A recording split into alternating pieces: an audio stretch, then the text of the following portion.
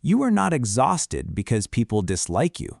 You are exhausted because too many people like a version of you that doesn't exist. The agreeable version, the low-maintenance version, the version that swallows opinions before they become inconvenient, the version that says, "It's okay," while resentment quietly ferments under the skin. And the terrifying part? Some of your relationships would collapse the moment you stopped performing that role. That's the real fear, not rejection, discovery. Because the second you stop editing yourself for comfort, you find out who was connected to you and who was connected to your compliance. And most people never run that experiment. They spend years curating a personality designed to create zero friction. No difficult opinions, no hard boundaries, no uncomfortable honesty, just smoothness, palatable, safe.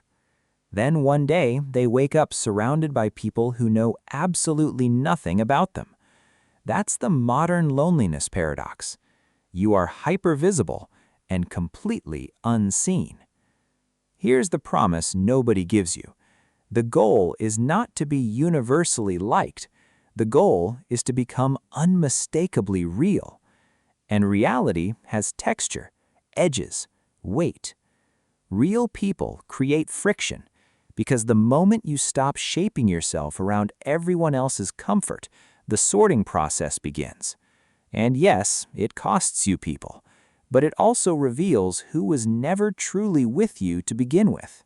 There's a strange grief that comes with realizing you built your entire personality around avoiding disapproval, not around truth, not around purpose, not even around connection, around avoiding discomfort. You laugh at jokes you don't find funny. You soften opinions before speaking. You rehearse texts in your head like legal defense statements. You apologize for things that don't require apology. And after years of doing this, something terrifying happens. You forget where the performance ends. You start calling self-erasure maturity. You call emotional suppression peace. You call chronic accommodation kindness. But deep down, you know. Because every conversation feels slightly dishonest. Every room feels emotionally expensive. Every relationship feels like maintenance. And the people around you reward this behavior constantly. You're so easy to talk to. You never cause drama. You're so understanding. Translation, you are convenient. That realization hits like cold water, because convenience is not intimacy. A lot of people don't actually want honesty. They want emotional predictability. They want your reactions pre-approved, your personality manageable, your edges dulled enough to never challenge the ecosystem.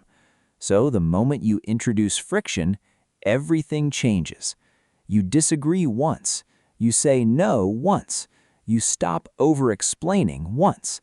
Suddenly, people look at you differently.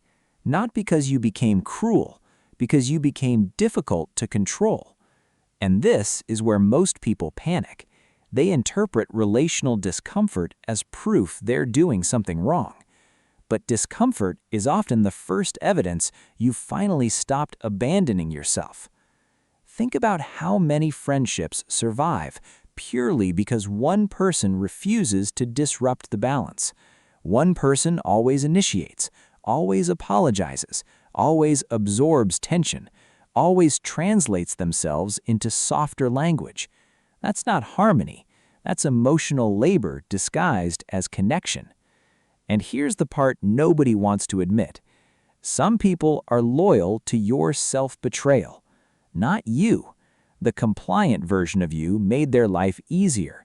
The boundaryless version of you required nothing from them. The agreeable version never forced them to confront their entitlement. So when you change, they experience it as betrayal, not because you harmed them, because access changed. That's why growth feels socially dangerous. You are renegotiating invisible contracts nobody admitted existed. The contract that says, stay small enough to remain lovable. And strategic friction breaks that contract intentionally. Not recklessly, not theatrically, strategically. There's a difference between being abrasive and being honest. Abrasiveness seeks domination. Strategic friction seeks clarity. It reveals. You stop pretending to agree with things that drain you. You stop saying yes to preserve image. You stop overperforming emotional availability for people who barely reciprocate.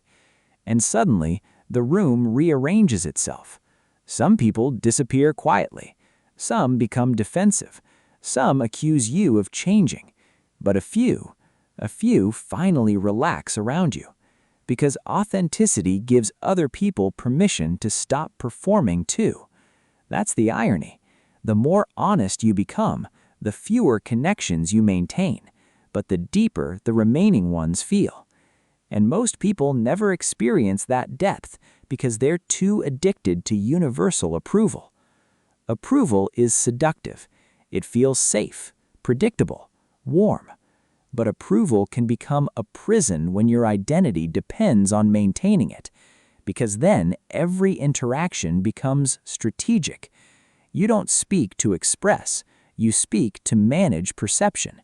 You don't connect, you calculate. And eventually, your nervous system becomes exhausted from carrying 12 different versions of yourself into 12 different rooms. This is why so many socially accepted people feel emotionally homeless. They are loved everywhere, except accurately. There's a brutal line from Adlerian psychology that most people hate hearing. People often choose behaviors that protect them from rejection, even if those behaviors also prevent genuine connection. That changes everything. Because suddenly your people-pleasing is no longer kindness. It's strategy, a survival strategy. If you never fully reveal yourself, nobody can fully reject you. So you stay vague, adaptable, harmless. You become socially fluent and psychologically invisible. But here's the hidden cost. When everyone likes you, you lose the ability to tell who actually aligns with you. Because you never gave them anything real enough to respond to. No friction, no tension, no boundary, no truth, just performance. And performance attracts audiences, not relationships. So eventually, life forces a question most people spend years avoiding. Would you rather be accepted for a mask or misunderstood for something real?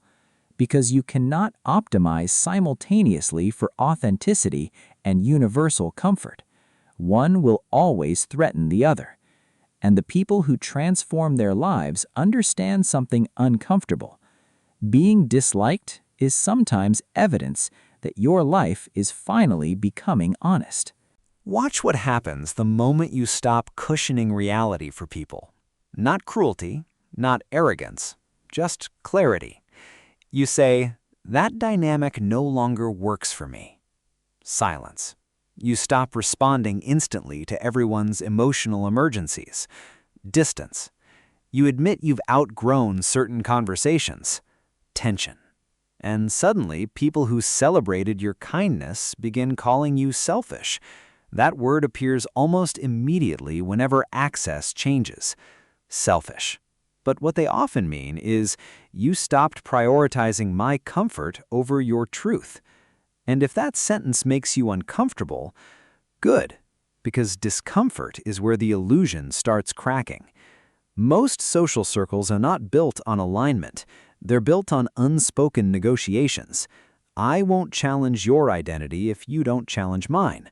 I'll tolerate what drains me if you tolerate what drains you. We'll keep each other company while slowly becoming strangers to ourselves. That arrangement works surprisingly well, until one person evolves. Then suddenly the whole system shakes. Because growth introduces asymmetry. The conversations feel different.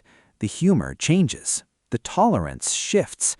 You begin noticing how much of social interaction is performative maintenance, the fake enthusiasm, the compulsive agreement, the endless self-censorship.